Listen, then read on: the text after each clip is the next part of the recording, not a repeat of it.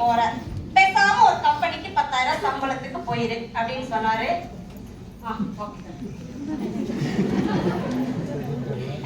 அப்ப நான் ஹஸ்பண்ட் ஒரே ஒரு வார்த்தை சொன்னேன். மைண்ட் வாய்ஸ் பேசுவோம் இல்லையா, அந்த மாதிரி மைண்ட் வாய்ஸ்ல நான் பேசினேன். ஒரு நாள் இல்லாட்டி ஒரு நாள் அசோக் சொல்லுவாங்க படையப்பா படத்தை, அண்ணாமலை படத்துல அசோக் இந்த நாள் அப்படின்னு சொல்லுவாங்க இல்லையா, அதே மாதிரி என் மைண்ட் வாய்ஸ்ல நான் ரிஜிஸ்டர் பண்ணேன். ராஜா இந்த நாள் நீ நோட் பண்ணிக்கோ. ஒரு அன்னைக்கு நான் யாருன்னு இதே பிரான்ஸ் இந்தியால நான் ப்ரூவ் பண்றேன் அப்படின்னு சொல்லி சொல்லியிருந்தேன். உட்காந்து பேசும்போது அவர் ஒரே ஒரு வார்த்தை சொன்னாரு, அடுத்தவன் என்ன பண்றான்னு பார்க்காத, நீ என்ன பண்ணணும்னு பாரு, உன் டீமுக்கு என்ன கொடுக்கணும்னு யோசி, அதை யோசிச்சினாலே நீ ஜெயிச்சிருவ அப்படின்னாரு. அந்த தாட்டு தான் இவ்வளவு தூரம் கொண்டு வந்திருக்கு. ஃபர்ஸ்ட் லெவலுக்கு எலிஜிபிள் ஆகும்போது ரொம்ப கஷ்டப்பட்டது எலிஜிபிள் ஆனேன். ஃபர்ஸ்ட் லெவலுக்கு அப்புறம் செகண்ட் லெவலுக்கு ரொம்ப கஷ்டப்பட்டேன். ஆனா லீடர்ட்ட உட்காந்து பேசும்போது நிறைய விஷயங்கள் கொடுத்ததுக்கு அப்புறம் எனக்கு 5வது லெவல் வரைக்கும் அச்சீவ்மெண்ட்ஸ் பண்ணிருக்கேன். லாஸ்ட் 6வது லெவல்ல ஒரு 36 சேல்ஸ்ல மிஸ் பண்ணிட்டேன். கண்டிப்பா இந்த டைம் அதை பண்ணி காட்டணும்னு நினைச்சிருக்கேன். லாஸ்ட் டைம் ஒரு 6 பேரை ஃபாரின் ட்ரிப்புக்கு கொண்டு வரணும் இதே ஃபைன் டியூனிங்ல நான் சொல்லியிருந்தேன்.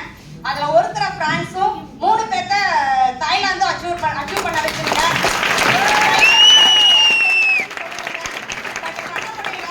25 சேல்ஸ்ல டைட்டனை மிஸ் பண்ண வச்சுட்டு அவங்களுக்கு நிச்சயமா இந்த தடவை அதையும் பண்ணுவேன். நான் என் ஹஸ்பண்ட சொல்லும் போது சும்மா இங்க எல்லா லேடிஸும் சும்மாலாம் பிசினஸ் பண்ண முடியாது. ஒரு போன் கால் பேசும்போது சந்தேகம் வரும், பிரச்சனைகள் வரும், எவங்கிட்ட பேசுறேன்னு கேள்விகள் வரும், நிறைய விஷயங்கள் வரும். ஆனா என் புருஷன் என்னை அந்த விஷயத்துல சந்தேகப்படல. அதை நான் வந்து ஹானஸ்டா சொல்ல முடியும். அதே புருஷனுக்கு இன்னைக்கு படுத்து தூங்குற ஏசில இருந்து, உட்காந்து சாப்பிடுற டைனிங் டேபிள்ல இருந்து, நான் மாசம் சாப்பிடுற அரிசியில இருந்து, மளிகை சாமான்ல இருந்து, டீ குடிச்சிட்டு கப்ப வைக்கிற டீபாயில இருந்து, உட்கார்ந்து இருக்கிற சோஃபா முதல் கொண்டு ட்ரெஸ் டெய்லி பீரோக்குள்ள வச்சிட்டு எடுப்பாங்க இல்லையா, அந்த மாதிரி வீட்டுக்கு 5 பீரோ வாங்கி வச்சிருக்கேன். A to Z எல்லாமே ட்ராக்.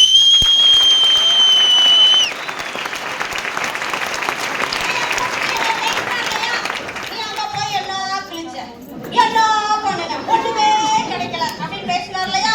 இன்னைக்கு அதே புருஷனுக்கு 2 நாளைக்கு முன்னால ஒரு வார்த்தை சொன்னாரு. ஒரு 2.5 லட்சம் ரூபாய்க்கு வண்டி வாங்கி பார்த்துட்டு வந்து என்ன கொட்டேஷன் கொடுத்துருக்காரு. இப்ப நான் சொன்னேன் நீயே வாங்கிக்கலாம்லப்பா, ஆல்ரெடி உனக்கு ஒரு வண்டி வாங்கி கொடுத்துட்டேன், கார் வாங்கி கொடுத்துருக்காரு, வீட்டு பட்ஜெட் இருக்கு, நீ வாட்டுக்கு 2.5 லட்சம் ரூபாய்க்கு வண்டி கொடுத்து நிறுத்திட்டு இருக்கிற, கேட்டுட்டு இருக்கிற அப்படின்னு கேட்டதுக்கு நான் என்னப்பா உன்ன மாதிரி டிரான்ஸ் இந்தியாவே இருக்கேன்.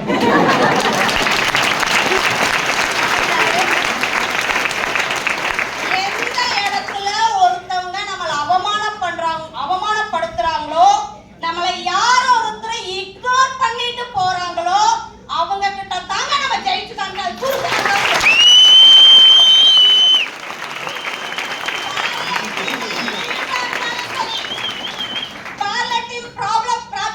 இருக்கக்கூடிய பர்சனா இருந்தாலும் சரி, எந்த இடத்துல உன்னால முடியாதுன்னு நம்ம அப்பா சொன்னாலும் சரி, அம்மா சொன்னாலும் சரி, தங்கச்சி சொன்னாலும் சரி, கட்டின புருஷன் சொன்னாலும் சரி, ஒரு செகண்ட் கூட பின்வாங்காதீங்க. அந்த இடத்துல முடிச்சு காட்டுறதுக்கு லீடர்ஸ் கூட நிக்கிறாங்க. இவ்வளவு பெரிய அற்புதமான லீடர்ஸ் கூட நிக்கிறாங்க.